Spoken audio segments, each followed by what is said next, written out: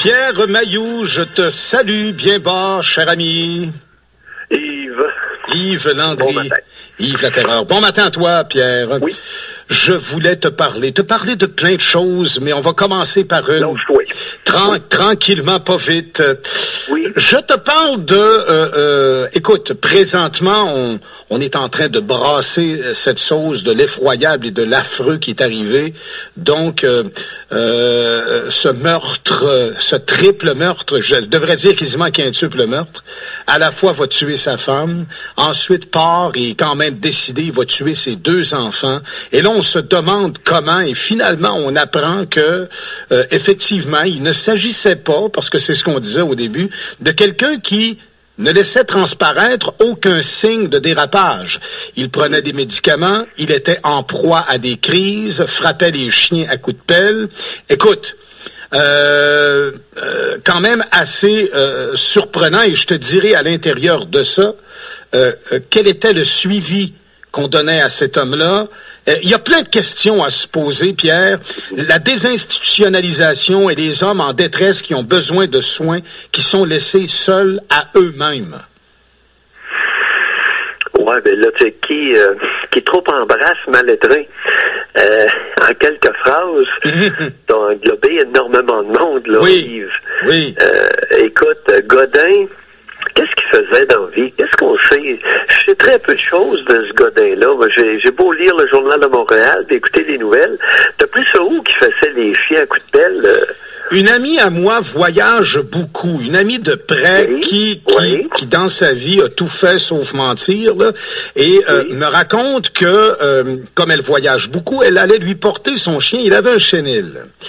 Alors, voilà, il avait un chenil. Et à un moment donné, aujourd'hui, elle le découvre davantage un peu parce qu'elle lit les journaux et elle voit un peu ce que TVA appelle son bureau d'enquête et commence à racoler des choses qu'elle n'osait pas faire avant. C'est-à-dire qu'elle comprend mieux. Alors, son chien, quand elle allait le chercher et que lui s'approchait, plaçait son museau par terre. Elle comprenait pas parce qu'il faisait jamais ça chez elle. Alors, probablement que le monsieur... Et je te dirais que elle est flabbergastée de voir ce qui est arrivé parce que aller régulièrement là, parfois est obligée d'attendre un petit peu parce qu'il était pas prêt, le toilettage et tout. Donc, a eu une relation avec lui.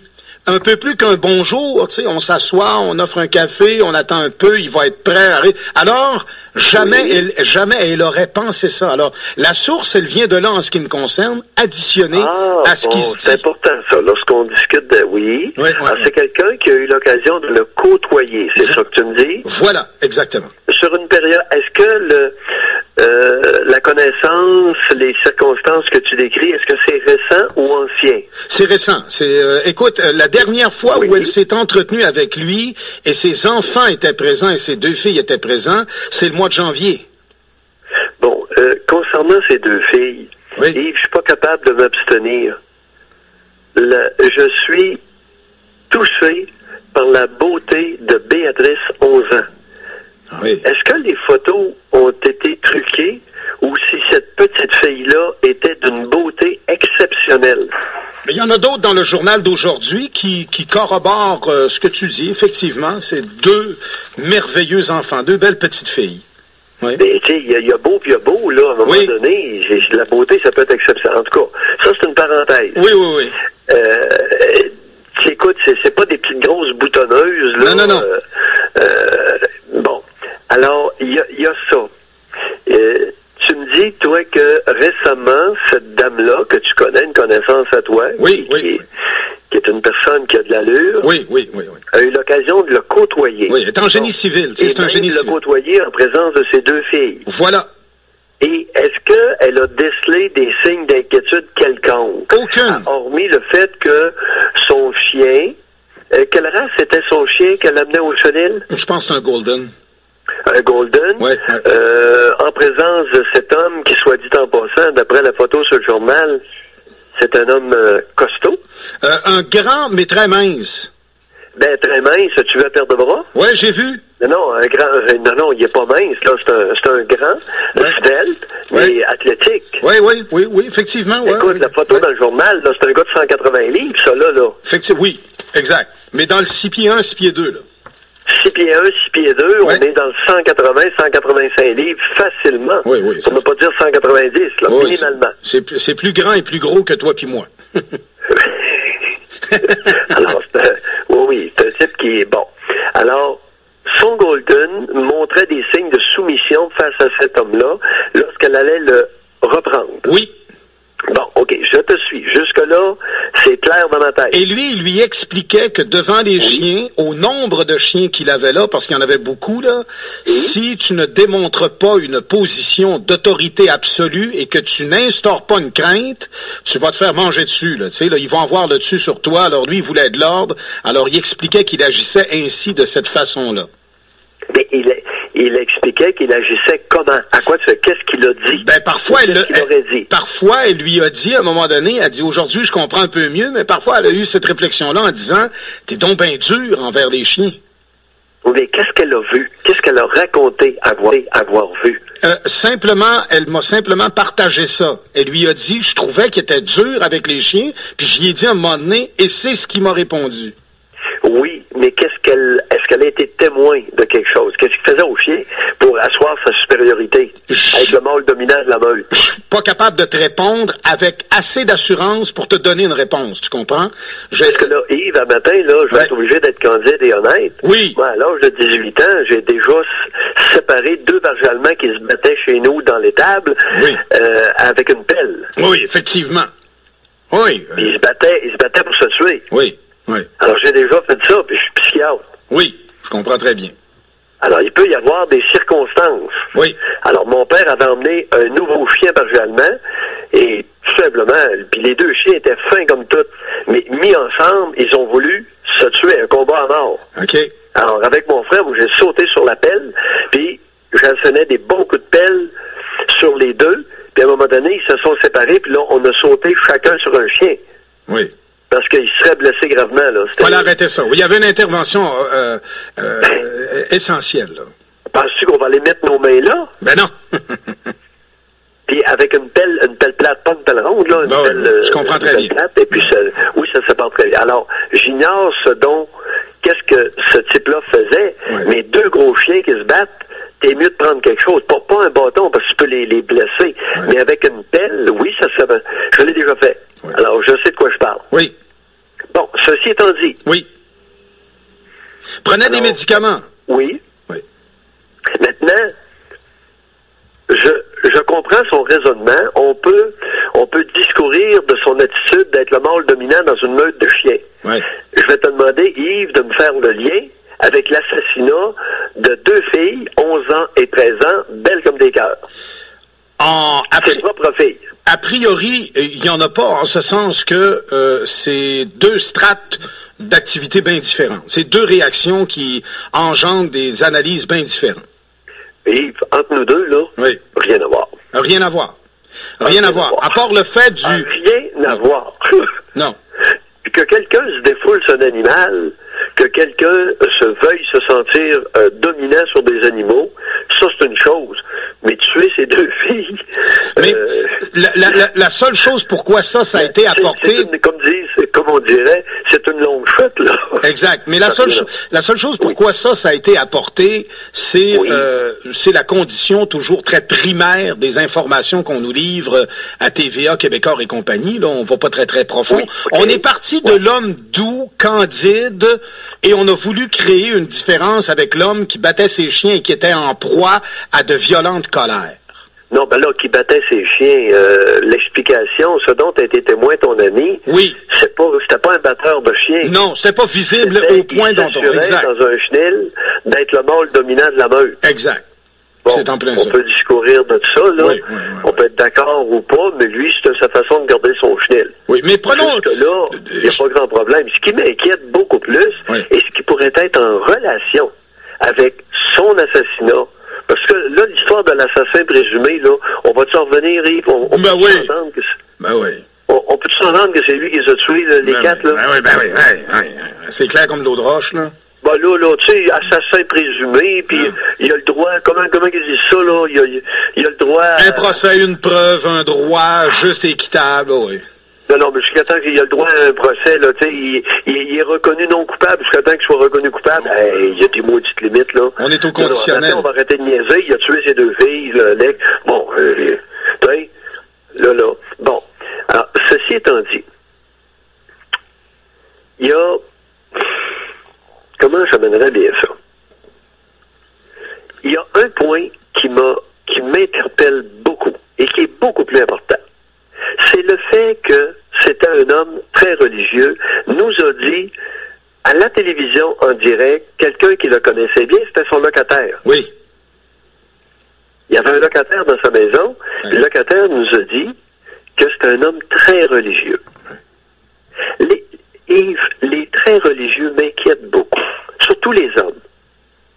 Quand est-ce qu'on va soupçonner une anguille sous roche chez un homme comme ça, très religieux? Fut un temps où la plupart du monde était très religieux au Québec. Oui. N'est-ce pas? Ben, c'est un crime de ne pas l'être. Et même à cette époque, mon père s'était permis de ne pas être très religieux. Parce qu'il y avait quelque chose qui l'interpellait là-dedans. Les hommes très religieux l'agaçaient, suscitaient chez lui de la méfiance. Mais tu sais, mon père, c'est un homme qui avait une 3e année. Tu comprends? Fait que probablement qu'il était dans le champ. C'est un homme pas instruit, il connaissait rien là-dedans. Mais il était très méfiant face à tous les hommes qui étaient très religieux. Ma mère était très religieuse, il n'y avait pas de problème. Mais un homme très religieux suscitait une grande méfiance chez lui. Tiens. Intéressant. Alors, Godin était un homme très religieux.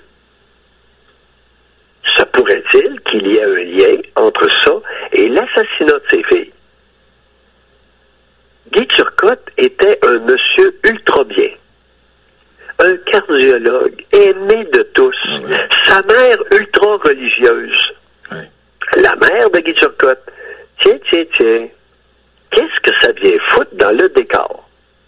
Est-ce une attitude, est-ce une démarche qu'on peut mettre sur le même pied que le fait d'être dominant dans son chenil, puis de temps en temps utiliser la force ou la violence?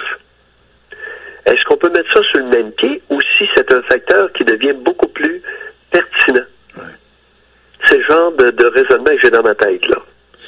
Écoute, il y a chez le religieux... Les ultra-religieux, dans la série Les Jeunes Loups, l'auteur, Jean Tremblay, nous présente un musulman ultra-religieux. Mais il est pédophile, puis il bat sa femme. Tiens. Mais c'est une fiction. Tu sais, Tremblay a inventé ça, là. Ça n'existe pas. Il n'y a pas de musulmans ultra-religieux qui vont être pédophiles avec leurs filles et battre leurs femmes. C'est une fiction. N'est-ce pas? Très paradoxal à ce qu'elle vend, parce que, en soi, la religion, si à quelque part on veut lui accorder quelque chose, je dirais, d'altruiste, c'est de tendre vers l'ordre, et non pas le désordre, et le bien davantage que le mal. On suit là-dessus. Mais c'est vrai que le supra... Attends un petit peu, toi. J'ai toujours avantage à te suivre de très près. Qu'est-ce que tu viens de me dire là? Répète-moi ça. Je te dis que la religion, s'il en est une, tend à vouloir amener une histoire bienfaisante de l'action humaine dans l'ordre plutôt que le désordre. Tu sais, je veux dire... T'as peu, là, il viendrait, là, tu vas m'expliquer ça, toi, là. T'en vas avec ton ski, là? Ben, ce qu'on... dit avec ton ski. Oui, ce qu'on voit... T'as pas plus d'un ski sur ton rack, toi non plus. Ce que j'attends de la religion... J'ai juste une patte, alors je peux plus dire, tu sais. T'as un rack à ski. Mon expression va devenir ton ski. Parce que j'ai juste une patte. Je comprends très bien. Répète ça, parce que, non, je suis sérieux. Je veux bien te comprendre. Oui. Qu'est-ce que tu viens de sortir, là? La religion... Écoute bien, Oui, j'écoute. t'écoute. J'ai 52 ans, donc du jeune âge, chez moi, imagine-toi, il y a un évêque, alors un homme de Dieu, qu'on l'appelait ainsi, on le recevait avec toute l'attention du monde à la maison, parce que il y avait le képi et tout, tu comprends? Alors, Dieu était le bien, Dieu était celui qui pardonnait, Dieu ne tendait jamais vers le mal, Dieu c'était l'ordre et l'équilibre. D'enfance, c'est l'éducation qu'on m'a proposée. Et avec ça, il y avait le livre de bienséance. Dieu était l'ordre et l'équilibre. Ben oui, tu sais, il te ramenait, il te ramenait, envie de sacrer. Ben oui, mais il te ramenait à la raison. Prie, puis ça va bien aller. Mais je comprends à quel point aujourd'hui, je suis athée, vissé après la bâtisse, là. Malgré tout ce que j'ai vécu. Hey, Pierre, je suis allé... On n'a jamais parlé de ça, on va en reparler. Ben oui. Je suis athée, vissé après la bâtisse. Ben oui, Pierre. C'est bon. Pierre, je suis allé... On n'a jamais parlé de nos croyances personnelles. Ben non. J'avais aucune idée que t'étais non-croyant, ou agnostique, ou je sais pas trop quoi. Pierre, je suis allé à l'école apostolique. Avec les frères et les sœurs, tu sais, j'étais en voie de devenir celui qui... Bonjour, croyez-vous que Dieu peut changer le face du monde? Si vous lisez le petit livre que j'ai ici, qui va dire que Dieu est au-dessus de toi et fait de toi l'homme qui veut le cœur pur. Tu sais, je suis décollé pour faire ça, là. Le séminaire puis l'école apostolique, aujourd'hui, pour moi, tu sais, il n'y a pas de porte plus fermée que celui dont le modus operandi de son existence est de te faire valoir avant tout ce à quoi il croit. Puis aussitôt que tu n'es plus dans sa lignée, il te rejette et il te craint. Christy, sont fous. Oui. Bon, attends un petit peu. Revenons à ton affirmation. Tu as mentionné tout à l'heure. Oui. La religion, essaie de me répéter ça, là. Je disais que la religion tend davantage vers l'ordre que le désordre, dans sa logique. Bon, la religion tend davantage vers l'ordre que le désordre. Écoute, Yves, moi je veux bien te croire ce matin, là. Mais comment tu concilies ce que tu viens de dire, Chris, avec le fait que les religions de tout temps ont été source de guerre? Les diviseurs, les pires. Les musulmans se battent avec les Russes. Effectivement. Comprends-tu? Au Moyen-Orient, il y a des guerres de religion. Il y a eu la guerre de l'Irak avec l'Iran. Les religions sont source de guerre. Oui. Elle divise. Si tu crois pas ce à quoi je crois, tu m'insultes. Je comprends donc. Le catholicisme est le pire. Il n'y a pas pire. Attends un peu, mais qu'est-ce que tu veux dire, toi, quand tu dis que la religion tend vers l'ordre?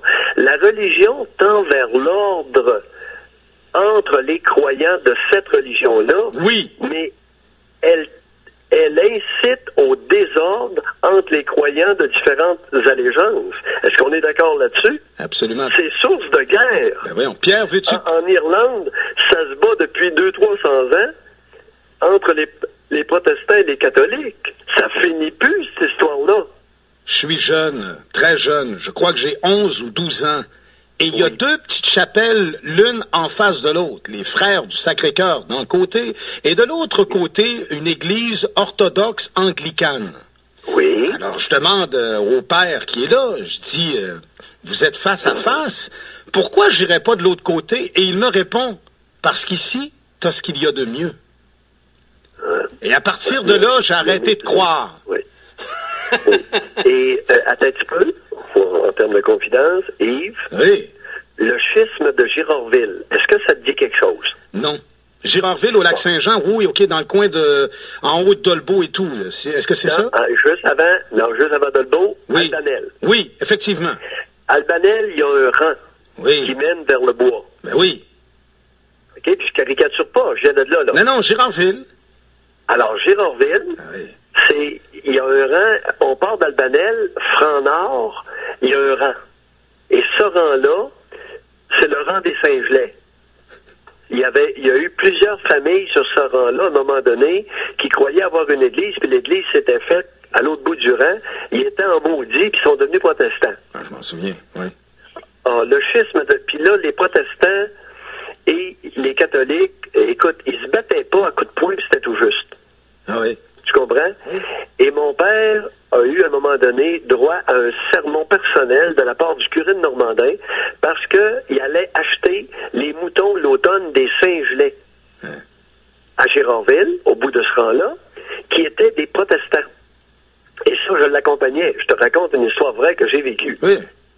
Puis mon père regarde le curé, il n'a pas dit un mot, mais dans le cul, toi, Chris, si tu penses, mon hostie, que tu vas m'empêcher d'aller acheter des animaux chez les Saint-Gelais, tu te gourres.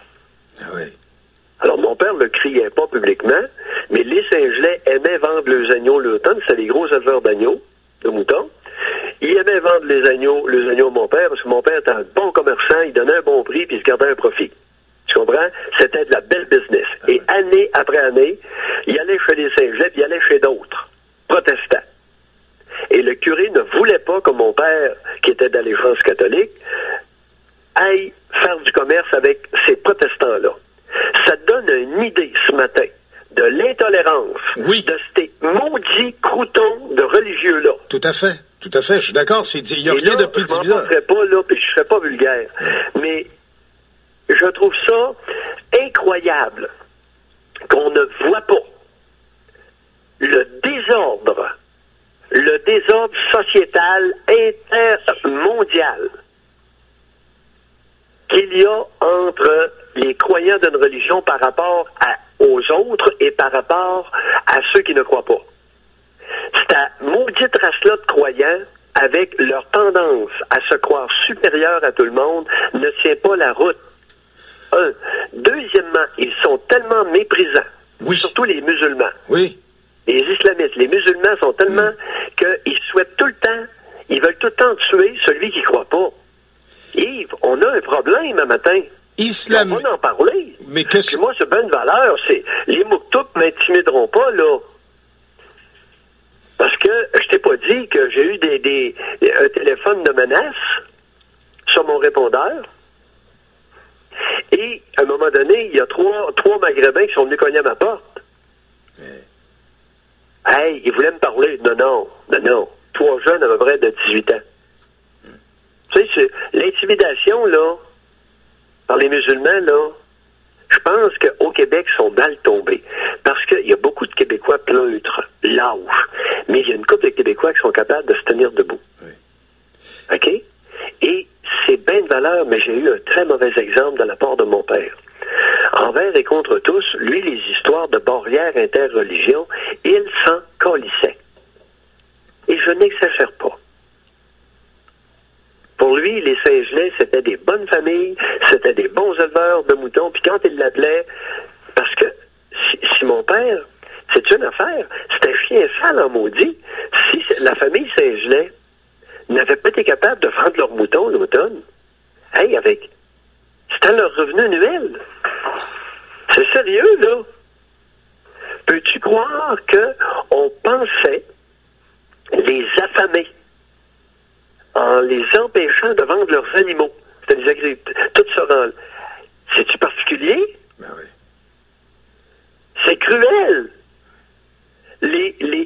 Alors, quand tu me dis que ton Godin... Non, quand je te dis que l'assassin Godin est très fortement religieux, tu m'inquiètes. Et là, tu soulèves en moi une curiosité qui m'incite à aller plus loin. Quelles étaient les raisons pour lesquelles il était si religieux? Et là, on va lui trouver des bébites.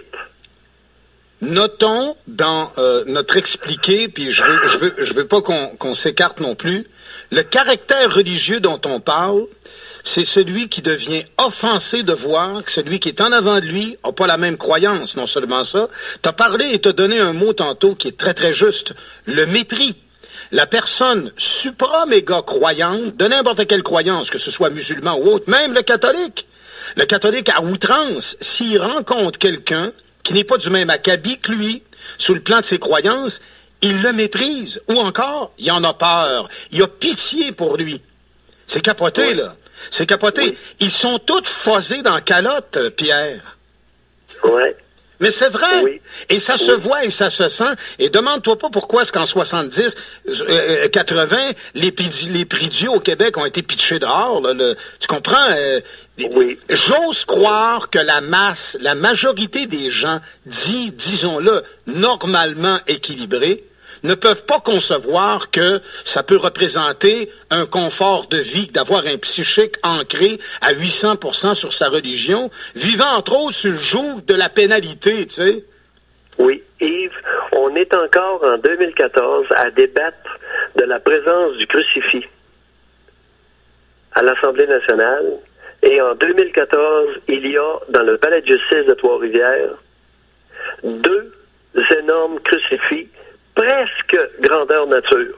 Ils ont 5 pieds de haut, les crucifix, sur le mur de 2 salles d'audience au palais de justice de Trois-Rivières.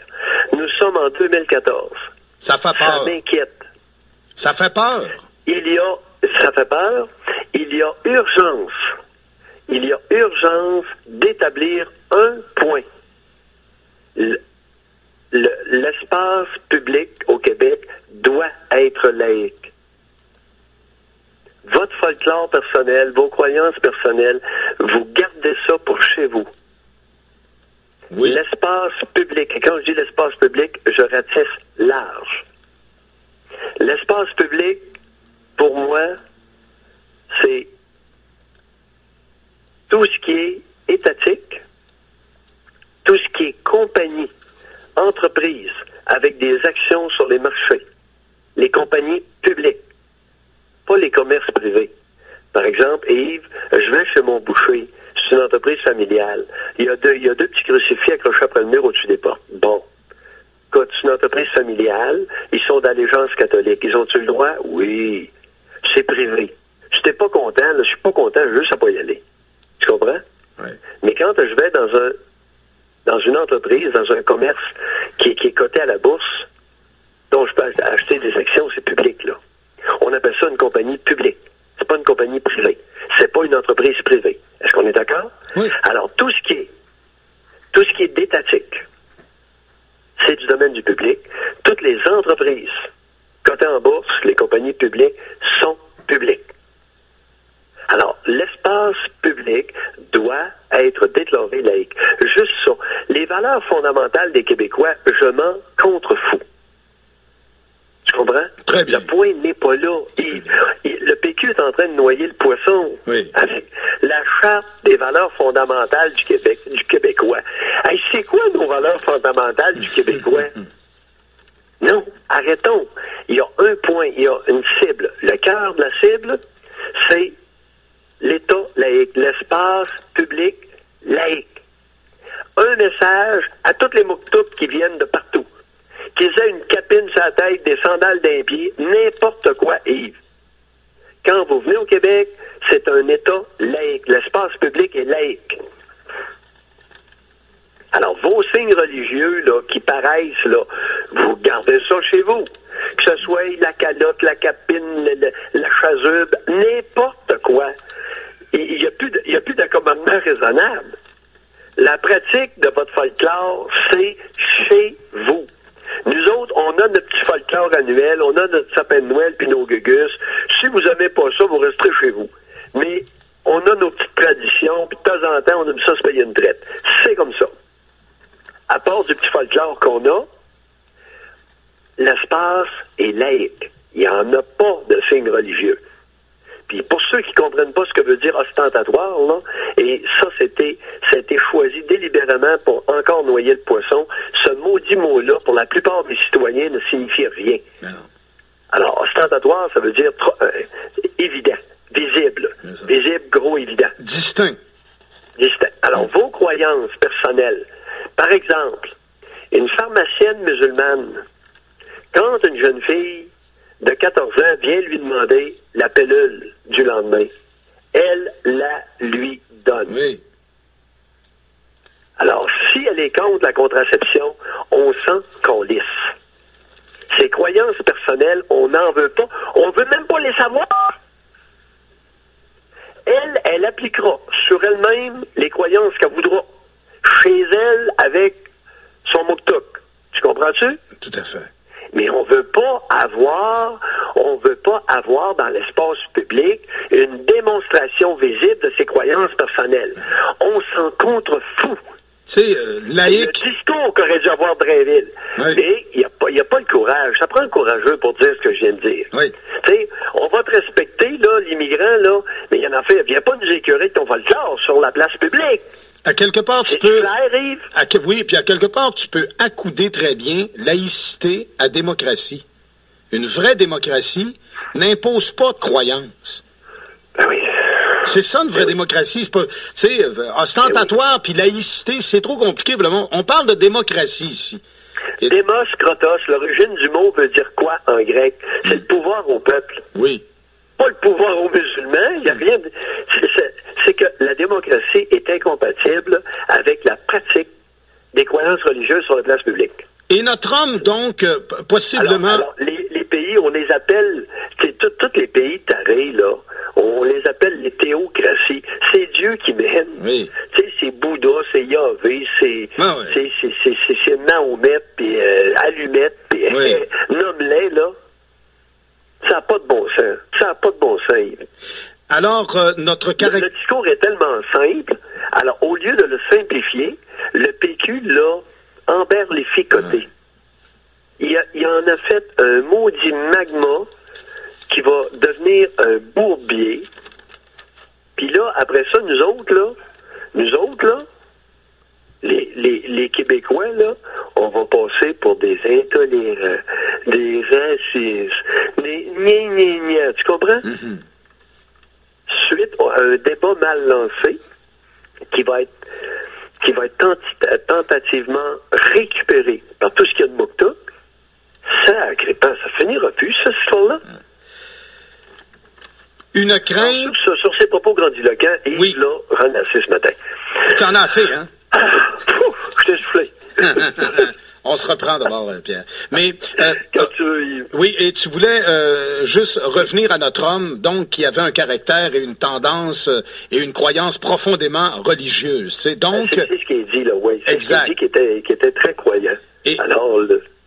Et le prochain coup, on pourra développer davantage et aussi peut-être parler de désinstitutionnalisation et de notre homme qui est allé à un rave et qui a pris une petite capsule de quelque chose qui a fait déclencher un foyer qui était négatif chez lui, déréglé, finalement, tombe sous les balles. Tu sais, oui. Quand tu veux, Yves, on peut se prendre une demi-heure là-dessus parce que ça, écoute, ça devient un fléau. OK? Un plaisir. La drogue, puis les drogues, c'est pas toute la même chose, là.